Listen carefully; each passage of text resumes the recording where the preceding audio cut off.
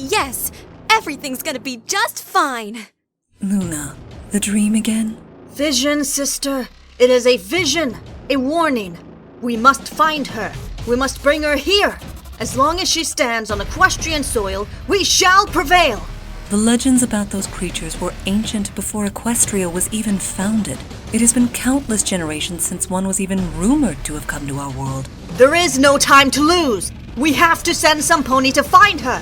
Please, Sally. You took longer than I expected you to, Lightning Dust. You said you'd pay me. I'm no traitor. Oh, but you are. By helping me, you've damned your entire world! Yes. Flee. Run. It will do you no good.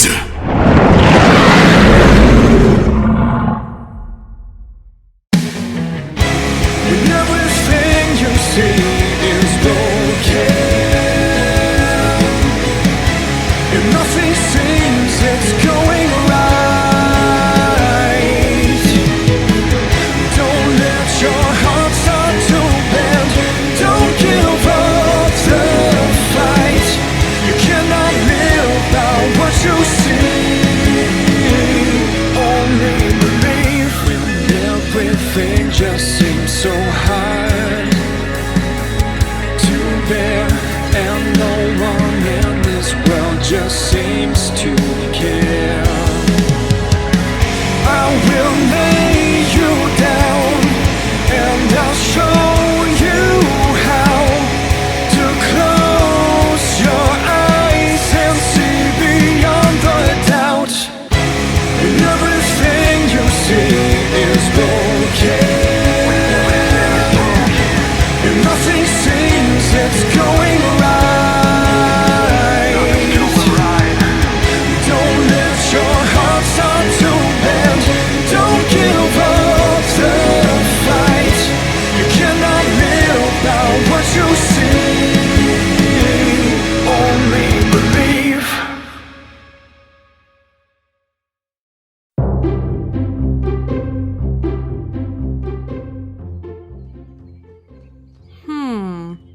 Applejack narrowed her eyes and tilted her head at the portable blackboard standing out in the open, grassy courtyard near the sculpture garden on the palace grounds. Not far away, Rarity was leafing through a romance novel at the base of a statue. Fluttershy was covered in local birds, busily braiding her mane, and Pinkie Pie was teetering precariously atop a stone vase, trying to mimic a statue's pose. Applejack tilted her head still further, and then straightened. Nope. I don't get it. Rainbow Dash frowned. Oh, come on! It's as easy as falling off a cloud. Just follow the... She turned to face the board she'd only just finished covering in curling, coiling dotted lines, X's, O's, and chevrons in 3 different colours of chalk. The board now looked like a schematic illustrating a bowl of noodles exploding. Dash chuckled sheepishly. Okay. Maybe aerial hoofball is a little complicated. But still, you're one of the top athletes in Ponyville. You should totally be able to figure it out. Applejack adjusted her Stetson with a hoof. And why exactly do you want me to learn a sport that you can't play without wings? Rainbow Dash sighed in frustration. So that when Twilight gets back from her talk with Princess Celestia, I'll know what you're talking about when we both convince her to play on my team in the next big game. Did you see those wings of hers? She'll be a natural. She smiled broadly at the prospect. Well, as long as it's for a good cause, replied Applejack dryly. Rainbow Dash chuckled, and then dusted the board clean with a few swipes of a wing. She picked up a piece of chalk with her teeth. Okay, let's start off with a left one here. A sudden, chilling breeze caught Dash's attention mid-sentence and sent a shiver down her spine. Her multicolored tail frizzed. She turned around and found herself face to face with a dark blue alicorn. The chalk dropped out of Dash's mouth. Princess Luna, don't you usually, not come out much in the daytime? Luna straightened. Her translucent mane and tail were dusk pale in the daylight, and her eyes were narrow behind a pair of platinum-framed sunglasses. This is no normal situation. We have an urgent task for thee, if thou art not too occupied with thy stalwart friend. Luna nodded toward Applejack, who doffed her Stetson nervously. Dash stared, and then caught herself. Not really, Princess. I'm ready for anything. Applejack stepped forward, putting her hat back in place. Me too, Princess. Luna spread her wings. Thy courage is admirable, Applejack, but sadly we cannot accept thy aid. This task doth call for flight. The alicorn leaped into the air. Come, Rainbow Dash, we must make haste. Dash hovered, but then paused. Flight. Should we get Twilight too? Or Fluttershy? Luna's shaded eyes betrayed nothing. Nay, loyal Rainbow Dash. The new princess is swift-winged, but unaccustomed to her new nature as of yet. And though gentle Fluttershy is most virtuous, this mission calls for a flyer of consummate skill. What? She means you're a fantastic flyer no pony else can match. A faint blush colored Dash's cheeks. I won't let you down, Princess. She gave a quick salute and then took off after the princess. She looked back over her shoulder and called out, Oh, AJ! Tell the gang I'll be gone for a little while, okay? Applejack craned her neck to watch the pair, shifting awkwardly. Alright. I'll just be going then, I reckon. She turned and headed over to meet up with her other friends.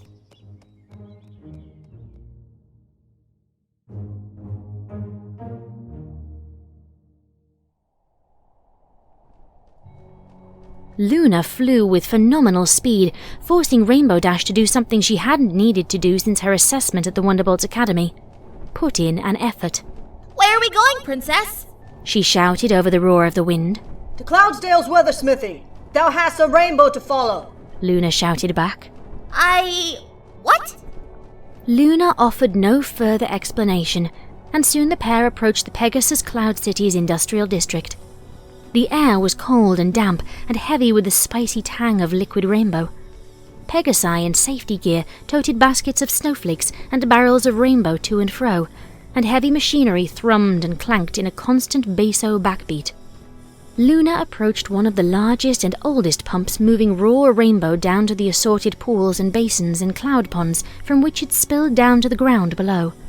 Her horn flared, and the machine's controls glowed and adjusted themselves. Whoa! Hey! You can't do that, Princess! The pipes'll... A rumble shook the cloud under Dash's hooves, and the needles in the machine's status gauges jerked to the right.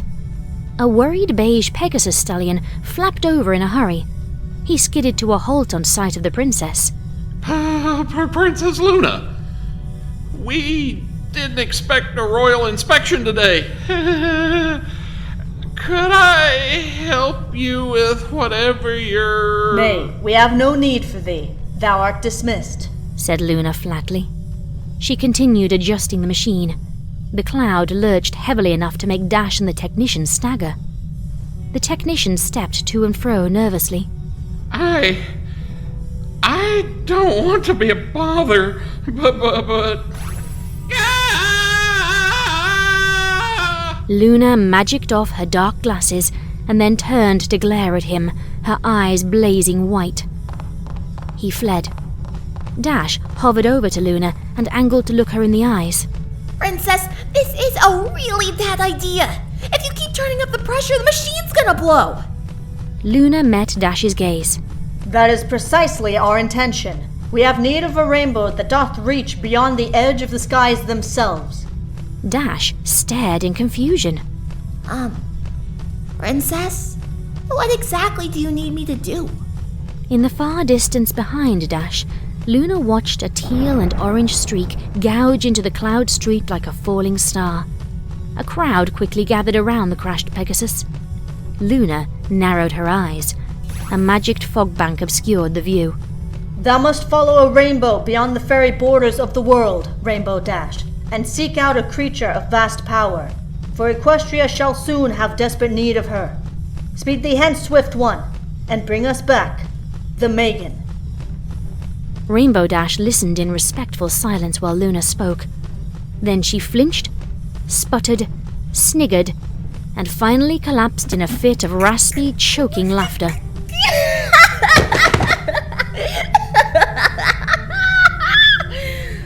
Luna frowned. Her magically enhanced ears picked out bits and pieces of the distant crushed pony's gasped entreaties. Like a living wave, covering everything. No pony left. No time. Go now. You gotta get out of here. Please, you have to listen to me. No, please. I know you don't. I'm not. Don't walk away. I'm not making it up.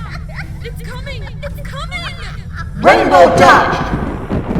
Luna bellowed, stomping thunder from the cloud beneath her hooves. This is no laughing matter! Dash struggled to control herself. I'm sorry. But Princess, how can I find the Megan? It's just an old ponytail for foals. Like Nightmare Moon? Rainbow's expression became stricken. Oh. Yeah. An instant later, the massive machine finally ruptured, and the entire cloud sank by a pony's height from the recoil as a massive multi-hued ribbon exploded forth from the shattered upper pipes.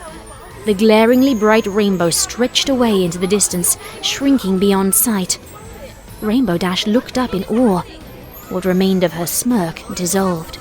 Go forth, Rainbow Dash! Fly as fast as thy wings can carry thee. The rainbow will guide thee.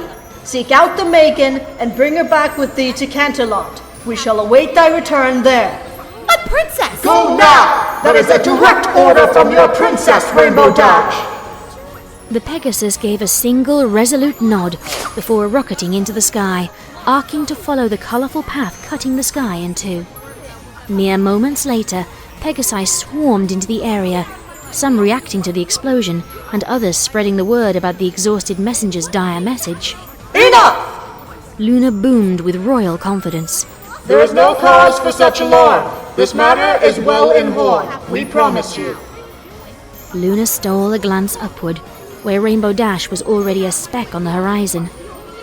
Everything will be all right.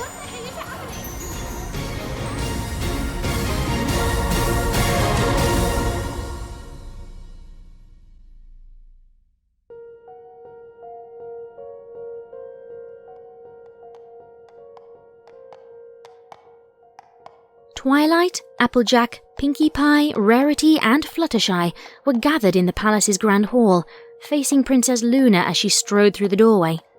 Princess Celestia waited at the back of the room. Princess Luna! Applejack mentioned you needed Rainbow Dash for something important? Is she back yet? We were going to head out soon. Luna shook her head. Thy friend is far away, and swift though she is, she shan't return so quickly. Twilight Sparkle raised an eyebrow at Luna's statement. Far away? What do you mean? Luna trotted forward. The group parted to allow her passage and followed. Rest assured, it is a matter of crucial import, and a return shall merit a heroine's welcome. Twilight turned to face her mentor. Princess Celestia, did you know anything about this? Princess Celestia stepped closer to the group of ponies. My sister has acted faster than I expected her to, but I was aware of her concerns. Luna believes there is a great danger coming to Equestria, and she... Celestia paused. She met her sister's gaze and let a rare, awkward silence pass. She has sent Rainbow Dash to recruit an ally. More than that, sister! A savior! Luna stomped a hoof, the blow echoing in the vaulted room. Now that she is being retrieved, we can all breathe easy. No matter what danger is coming, we... Not coming! It's already here! The 5 ponies and their 2 sovereigns turned toward the vast double doors, where a teal Pegasus mare was struggling in the grasp of 2 royal guards. The mare was wide-eyed and haggard. Sweat shone on her hide and in her tangled mane, and a hastily wrapped bandage covered her right flank. Apologies, Princess. She crashed into the topiary garden and then flew straight here. She was too fast for us, said one of the guards. Twilight squinted, and then her eyes widened. Hey! I remember you! From the academy! Lightning Dust, you nearly— That's not important! You need to evacuate. Head as far north as you can, now! Twilight, Rarity, Fluttershy, Pinkie Pie, and Applejack spoke up at once, peppering the Pegasus with questions. I don't understand what's going on. Are you okay? Darling, what could be so important to leave the carousel? What are you doing here? Dust Honey, is everything all right? Are you Does any pony have the slightest idea of what he's talking about? What happened? Princess Celestia spread her wings for silence, and then spoke when the ponies complied. Lightning Dust, please tell us what's happening. Dust sagged in the guard's grip. I don't really know, Princess. I tried to explain in Cloudsdale. There was this ram, but he wasn't a ram. More like a monster. And he did something to a volcano in the Badlands, and The Badlands? That's halfway across Equestria from here. Why aren't you warning Dodge Junction or Appaloosa? Dust winced and looked away. Her wings drooped. Appaloosa and Dodge are gone. The ponies standing before Dust shared a shocked silence. Applejack reacted first, her voice a faint whisper. What do you mean, gone? Dust closed her eyes against the ugly memory. This huge wave of purple slime hit them and covered everything. It moved on its own, like it was alive, and it was covered in these big, staring eyes. Every pony who got covered in it just gave up. They lay there in the muck and they wouldn't move. They hardly even breathed. Dust shuddered. Her voice cracked. When she opened her eyes, they shone with tears. I wanted to do right this time. I wanted to prove that I wasn't I tried to help them. I tried to tell them, but they weren't fast enough. I wasn't fast enough. She huddled up and hung her head, slouching on the marble floor like a vulture. I couldn't save them. I flew away. They wouldn't listen to me. Even in my own city, they wouldn't even stop what they were doing to hear what I had to say. They were more concerned with that stupid weather factory than with me telling them that they were all about to. And when the slime came, it happened so fast that I couldn't.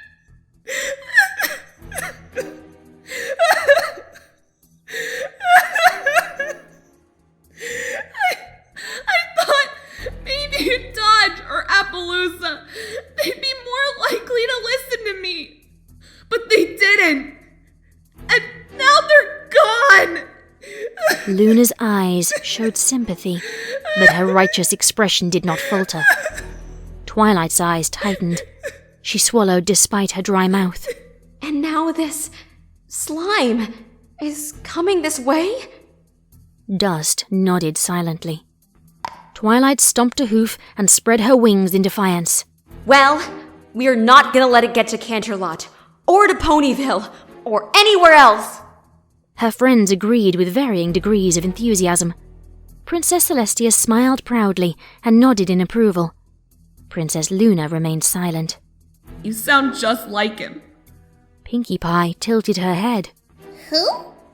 The sheriff in Dodge. Twilight lowered her gaze, her wings folded. Princess? Celestia nodded. Go. Go back to Ponyville, all of you. Protect the ones dear to you.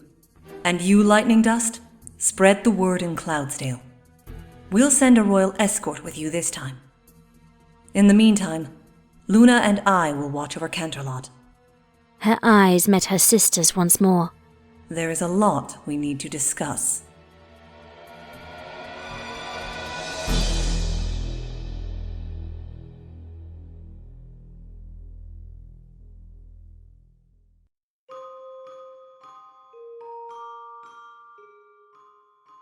A world away, a creature heedless of portents and Pegasi spoke. So, would you like to tell me what's on your mind? Dr. Sewell's voice was smooth and even. He spoke without corners, all in gentle curves, not unlike his plump physique. His pale green eyes peered over his wire-framed glasses as he stroked his salt and pepper goatee. He wore a cheery green sweater vest over a business-casual shirt and slacks. The sweater was the same shade as the drapes in the wood-floored office. He clasped his hands in his lap. His current patient lit a cigarette and held a drag for a moment before sighing out smoke. She slid low in the heavily cushioned leather armchair and spoke to the ceiling. I started dreaming again. Her voice was husky and wearied, all in sharp edges, not unlike her emaciated physique. Her watery blue eyes stared up at the acoustic tiles through the strands of unruly straw-blonde hair which had escaped being tied back. She wore torn blue jeans and a faded black t-shirt decorated with white block letters that read KMFDM and Godlike, above and below a harsh woodcut image of a hand reaching out to grab the world. Bad dreams, you mean? Sewell didn't pose it as a question. She let her right hand hang down over the side of the chair, her cigarette sprinkling ash on the floor, and slid her left down her pale face. Yeah. I noticed you cancelled the trip to the petting zoo. Sewell made the observation with the benignity of a comment about the weather, but a subtle note of accusation rang through. The children were very disappointed, from what I hear. His patient shifted to sit upright, and then sagged forward, resting her forearms on her thighs. I can't go. Sewell let a silent moment pass and watched his patient take another drag before he replied. You can't make progress until you confront your fears, Megan. You need to see that these animals are perfectly normal and safe, so that you can get beyond your coping mechanism and remember what really happened to you. Megan's fingers squeezed her legs. I know, okay? I messed up. I'm sorry. Sewell gave her a sympathetic half smile. I'm not trying to shame you, and you don't need to apologize. But it's important that you do everything you can to get well. We need to work together here, Megan. Can you do that? She raised her head to look into his eyes. I'll try. Did you remember to fill in your dream diary? Wordlessly, she tossed him a tiny waitress-style spiral notepad. He flipped through it, scanning the asymmetrical lines of scroll. I still don't see the point of it. Keeping a dream journal is the best way to train your mind that dreams are important. Okay then. I still don't see why my dreams are important. Megan dragged compulsively on her cigarette. Dream journals cultivate self-awareness, and self-awareness is the key to lucid dreaming. If we can get you to a point where your dreams are lucid dreams, you can actually change the repetitive nature of what you dream about into something healthier. Dr. Sewell's eye caught on a rough diagram of a short, squat, rather chubby horse with a ribbon in its tail. The horse had wings. I think I'm way too aware of myself already. Dr. Sewell sighed and closed the notepad, but did not give it back. Megan, one of the first steps to healing is self-acceptance. You need to accept the reality of what happened to you. You tell me that you do, but honestly, I don't see much evidence of it. I do accept it. Megan's eyes drifted. I accept what everyone has told me. Look at your own phrasing there. You accept what others have told you happened to you. But you have not accepted the reality of what happened to you. You still, on some level, believe the fantasies that your mind constructed to shield you from that reality. Megan hunched in on herself. I'm sorry. Dr. Sewell smiled kindly. As I said before, there really is no need to apologize, Megan. None of this is your fault. To be honest, I'm very proud of the progress you've made since I first met you. Always remember how far you've come already and be proud of that. Working with other troubled young people is a tremendous stamp. If sometimes you stumble, well, that's not the end of the world. What's important is that you pick yourself up, look at why you stumbled, and work to make sure you're prepared for the next time, so you don't stumble again. All right. Megan swallowed. I'll see about rebooking the petting zoo visit. Dr. Sewell smiled. Wonderful. Megan did not return his smile.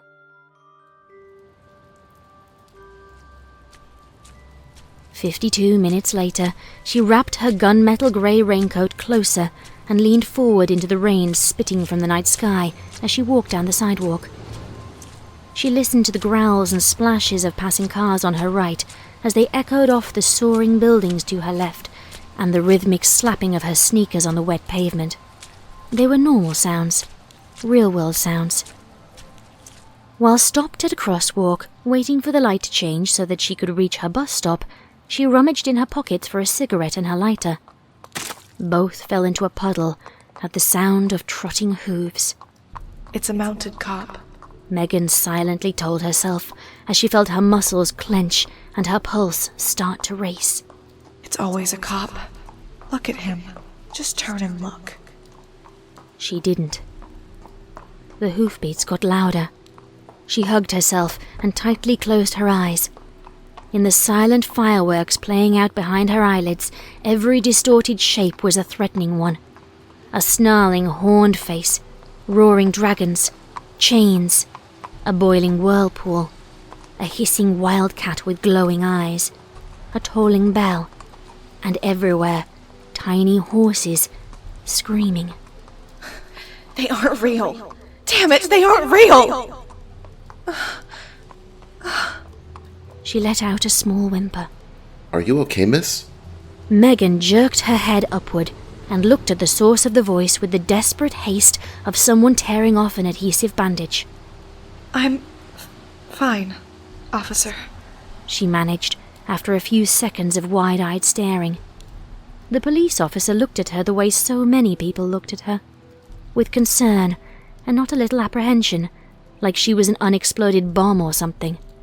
His horse was enormous, a chestnut mare who leaned forward a little, making Megan jump back with a jolt. Are you sure you're okay, miss? Yes, I'm sure.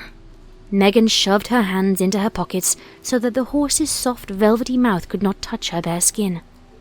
The police officer did not look like he believed her. Weather's turned sour. You should probably get indoors. The addendum, "if you have anywhere to go," was unspoken, but clear nonetheless. Just heading home now, sir. Are you walking the whole way? No. Bus. Megan resisted taking a step back. She knew she already looked like a crazy person. Heck, there was no looked about it. All right, then. Should be one along pretty soon if you hurry. Okay. Thank you, officer.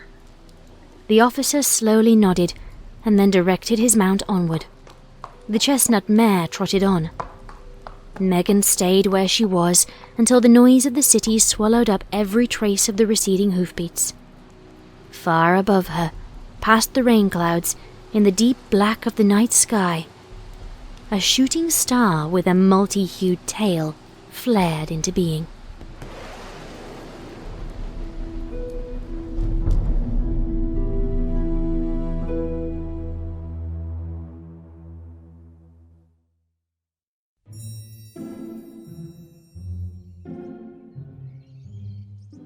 By sunset, a wall of piled sandbags encircled the outskirts of Ponyville in anticipation of this sinister flood. The town's ponies had worked together with diligence and song, finishing the work in record time. All of the youngest and oldest ponies were safe and sound on the upper floors of homes and buildings, and most things of value were packed up with them. A heavy silence fell over the town, full of tension and anticipation. Fluttershy set down a tray of refreshments for the break wall workers, and then alighted on the town side of the new wall, folding her wings and knitting her brows. It's so quiet, she whispered. A little too quiet! Pinkie Pie hopped out from behind a dirt pile and began playing a raucous tune on a small coiled horn made of crystal.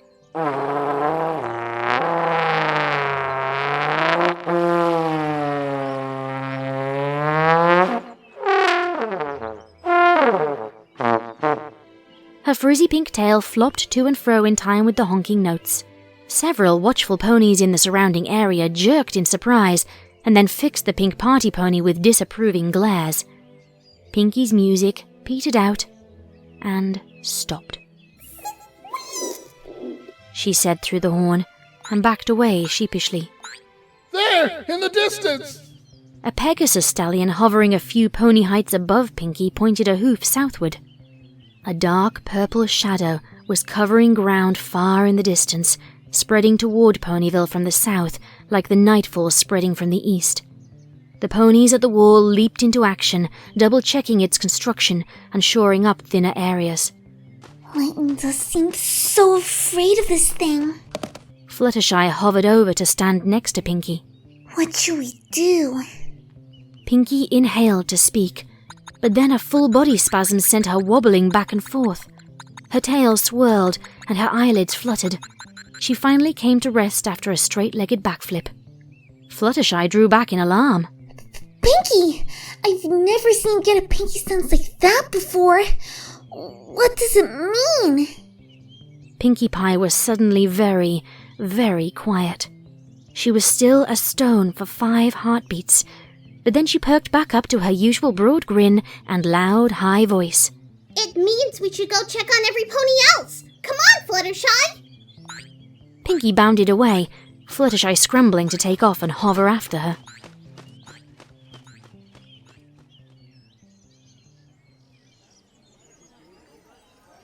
At the center of town, Twilight Sparkle and her favorite assistant were hard at work organizing the preparation efforts.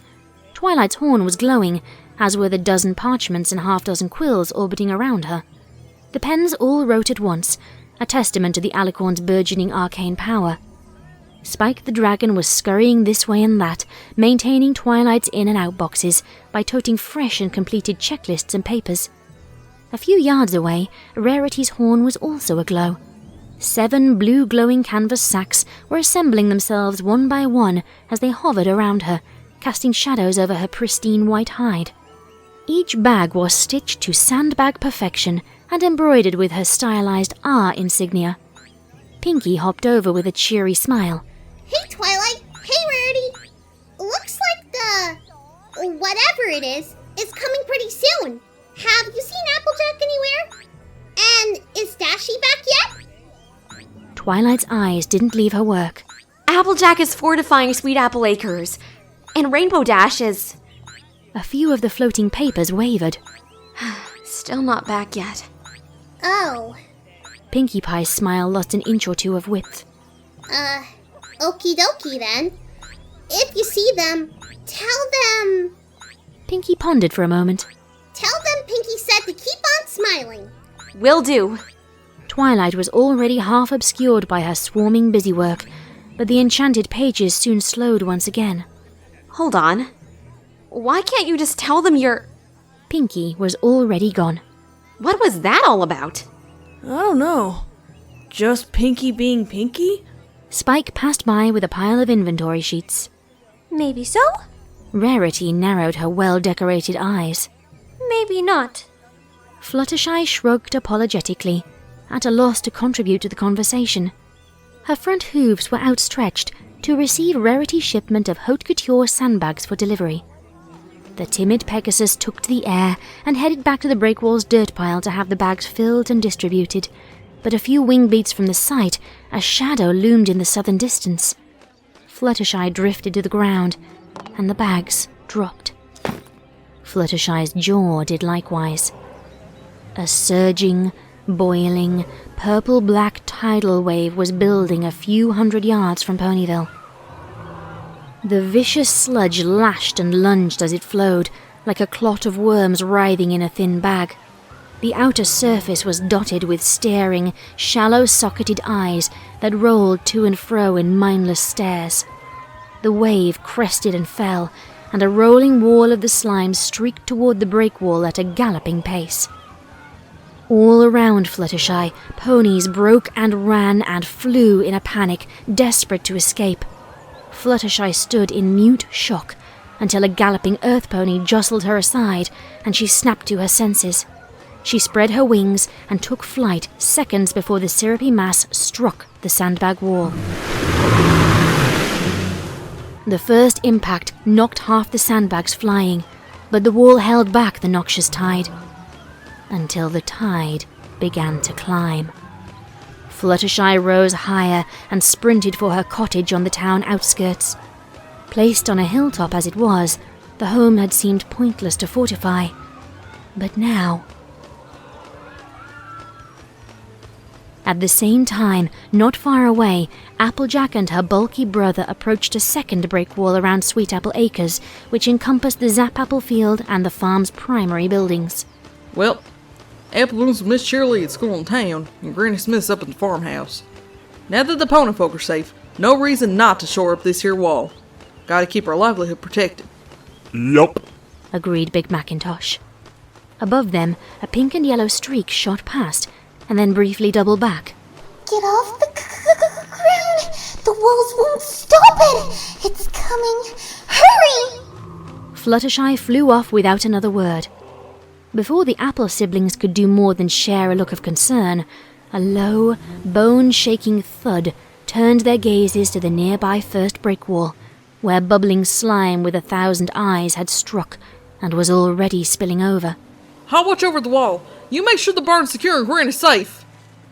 Big Mac stared out at the endless tide of purple filth surging toward the closer sandbag wall. He hung his head and let the grass stem between his teeth fall. Love you, Jackie. The stallion's kick sent Applejack sailing upward, smashing through the hayloft doors to crash down in the attic's soft contents, senseless but safe and out of reach.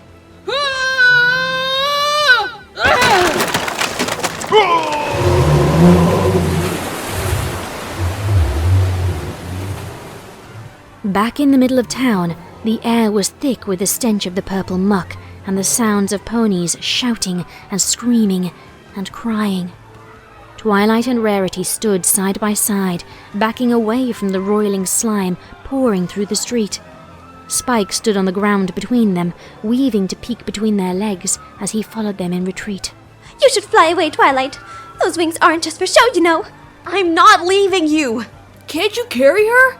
I could sit on your back and you could... I don't think I'm strong enough yet to fly while carrying a full-grown pony for long. She turned to face Rarity. And I don't want to risk losing you if I carry you with magic, or try to wink you out. One jostle to my horn, and I might lose the spell matrix. We need to find another way.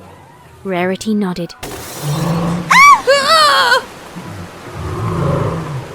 A fresh wave of the slime surged down the street, driving the trio back. What is this stuff? Ugh, it smells like a used lava bath. Twilight ignited her horn. Whatever it is, don't let it touch you. Not even the tip of your tail. Lightning Dust said it's dangerous. She magicked up a rain barrel and cracked it like an egg, brandishing the two broad halves defensively. Rarity's horn flared as she magicked up a spare sheet of burlap and spread it like a matador's cape. She huffed and gave a flick of her tail. Let that touch my coat fur? I assure you, Twilight, that is the last thing I will do. The wall behind Rarity exploded outward as her sludge-bloated home finally reached its breaking point. Twilight winked out by reflex, disappearing in a reddish flash and reappearing on clear ground a few yards away. Spike was close enough to be caught in the spell's effects, and he found himself tumbling to the dirt beneath Twilight, singed and smoking. The pressure slowly eased, and the slime flowed down the paths of least resistance. Twilight opened her eyes and got her bearings. Oh no! Rarity had lunged in the opposite direction that Twilight had travelled, and her gamble had not paid off as Twilight's had. Her entire right side was plastered with the thick muck. Her right eye was as wide and blankly staring as the half-dozen ghastly others now dotting her hide. Her gaze turned to meet Twilight's. The unnatural eyes did likewise. Rarity's lips quivered and parted, but no sounds escaped. A tear fell from her left eye, and she collapsed. Rarity! Spike leaped to his feet and raced toward the stricken unicorn, but the glow of Twilight's magic snatched him into the air. No! Twilight, let me go! We have to... He struggled against the magical aura, his legs flailing. He howled in anguish. Rarity! Spike! Listen! Twilight spun the little dragon around and held him in front of her face. She shook him. We'll help, Rarity! Do you hear me? We will! She bashed aside a reaching tendril of the slime with a swing of one of the barrel halves. But we can't help her if this stuff gets us too! Do you understand? We need to get to safety! Spike sagged in midair. Tears shone in his eyes, but he nodded. A few streets away, Cup and Carrot Cake cringed on Sugar Cube Corner's upper floor, hugging around the basket holding their twin babies. At ground level, shallow waves of slime ebbed and flowed through the bakery and the surrounding buildings. Here and there, panicked ponies screamed and galloped to escape, but most only succeeded in being doused in purple filth and left still and silent. Countless inequine eyes rolled in their translucent sockets, seeking any further sign of movement. One of the tentacle-like waves swept through the bakery's back room, and pots and pans crashed to the damp floor. Little Pumpkin Cake flinched at the noise and began to whimper. Her brother followed suit. No. No. Please. It's all right. Shh. Don't cry. Cupcake's desperate whispers were as soothing as she could make them. After a second crash, the foals burst into tears. No. All around, faceless eyes turned to focus on the bakery.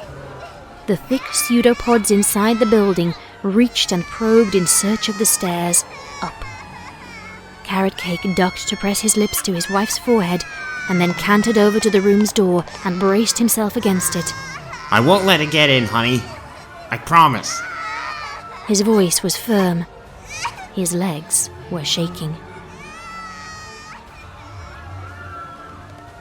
Not far away, Twilight Sparkle galloped along the untouched upper walls of downtown Ponyville's buildings as if they were level ground. Her horn blazed from the gravity-bending spell, and Spike was clinging to her back between her spread wings, still and silent. Twilight vaulted the chasm that was a side street and skidded to a stop near an abandoned cart on the wall that was the ground. She magicked up the cart and smashed it into a narrow alleyway, wedging it in place and blocking the vile flood's path. She released the spell and flapped onto open ground. Her stance wavered for a moment from the vertigo of realigning up and down. That's all the major side streets. That should slow it down and buy us a little time. Time to do what? Spike huddled on Twilight's back, feeling small and useless. Twilight's expression hardened. Time to prepare the balloon. We're evacuating Ponyville. Spike's emerald green eyes widened. But Twilight! We don't have a choice. The sludge is spreading too fast. Lightning Dust was right. We need to run and find somewhere safe so we can figure out what to do. We'll airlift as many as we can in the balloon. The Pegasi will carry out as many others as possible, and I'll enchant them so they can stand on the clouds. Spike's lip quivered. What about every pony else? What about Rarity? He wrung his tail in his claws. Twilight? Twilight looked down the abandoned, barricaded street, but made no reply.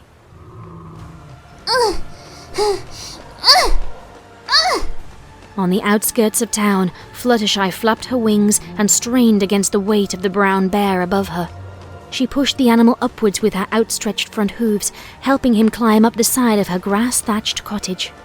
Above them, dozens of animals crowded on the rooftop. Chipmunks and squirrels and beavers and weasels and kittens and otters and rabbits stood among birds of every size and colour. Please, Harry. You have to climb a little faster, alright? Fluttershy said through gritted teeth. She gave another heave, and the bear finished his ascent. The job was done. A moment later, the sweating Pegasus felt her overworked left wing clench and spasm after an off flap. A sprain. Fluttershy fell to the ground, writhing and whimpering in pain. Nearby, the tide of purple corruption approached. Some of the animals chatted amongst themselves, and several raced over the edge of the roof. Angel Bunny took the lead. Fluttershy squirmed around to look up at them. She frowned. No! Don't you dare come down for me! You stay where you are! All of you! Stay! Fluttershy focused through the throbbing pain in her wing and unleashed her fiercest stare.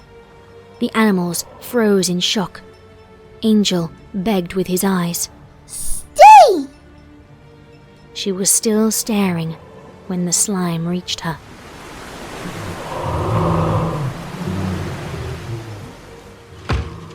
On Sugar Cube Corner's top floor, Carrot Cake's hooves skidded on the floor as the encroaching slime bashed against the door. He adjusted his stance and leaned harder against the cracked wood. Separated from the majority of its mass by the trip up the stairs, the slime wave was weaker than its wall-rupturing brethren below. But the door was thin, and Carrot's gangly yellow frame made a poor blockade. Please, Celestia. Carrot silently begged. Let them get away. I don't care what happens to me. Please just let them get away. Hey, ugly! An incongruously squeaky explosion sounded in the distance, and a blur of pink arced down to strike ground in front of the besieged bakery. The cakes stared out of the upstairs window in confusion. Pinkie Pie fixed her stance and looked up through the rain of sprinkles and confetti that had accompanied her party cannon-powered flight. Hey! She bellowed at the sludge flooding her home. You wanna pick on ponies? Then pick on Pinkie Pie, punk! She waved her tail and blew an echoing raspberry. Cupcake leaned out of the bakery's window. Pinkie! No! Pinkie ignored her. You're making ponies all sad and floppy, huh? Bet you can't stop this! She unleashed a smile a few degrees wider than her head. The bare eyeballs speckling every patch of slime turned to face her, and the amorphous mass slowly seeped out of the bakery and into the street. Pinkie capered to and fro, waving her balloon-marked rump at the blob. Nya-nya! She hopped farther away from the bakery. The slime gathered itself up and extruded an arm-like wave wider than Pinkie was tall. She moved to dodge, but the wave splattered when it missed and soaked her in purple. The impact knocked her off her hooves. Pinkie! Cupcake screamed from the window. Carrot, watching from behind her, turned away. Sweet Celestia, no. I meant my whole family, including her. The slime withdrew and shifted to return to the bakery. But then a voice made it pause. You're gonna have to do better than that. Pinkie was struggling to get back on her hooves. Her knees wobbled, but she stood, and her broad smile split the muck staining her face. A ripple of something not unlike irritation passed through the slime. It pulled away from the bakery once more, and raised up a fresh pseudopod. I'm feeling fine. It's not so bad. Just kinda smelly.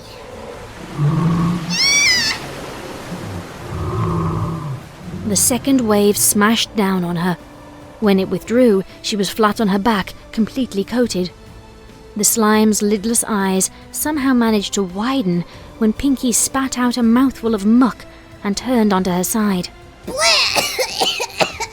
She coughed and retched and spat out an eyeball as she staggered back upright. What?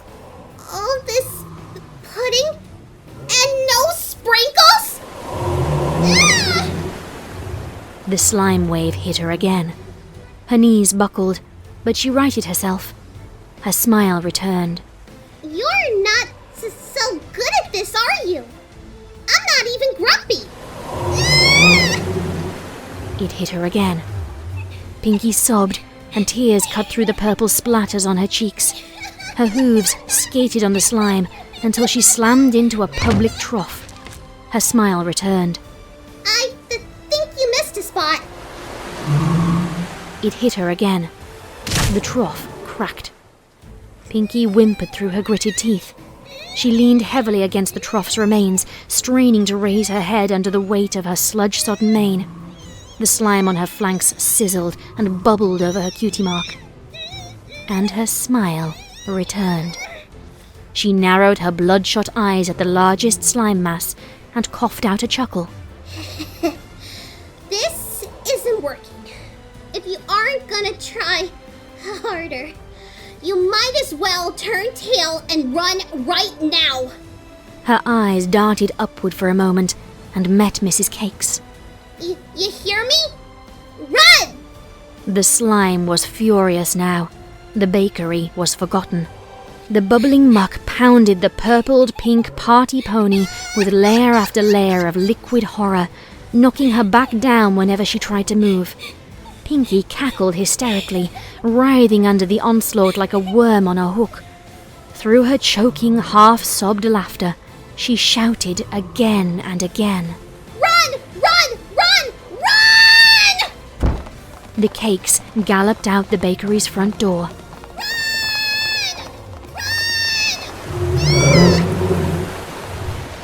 The shadow of Twilight Sparkle's hot air balloon fell over the Cakes, and behind them, all was silence.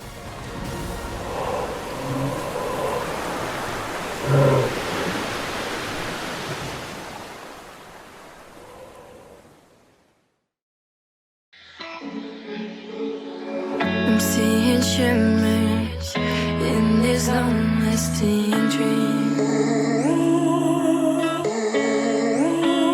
A made-up image, bringing back reveries. Yes, I've been wasting like most of my life, watching Princess Strike.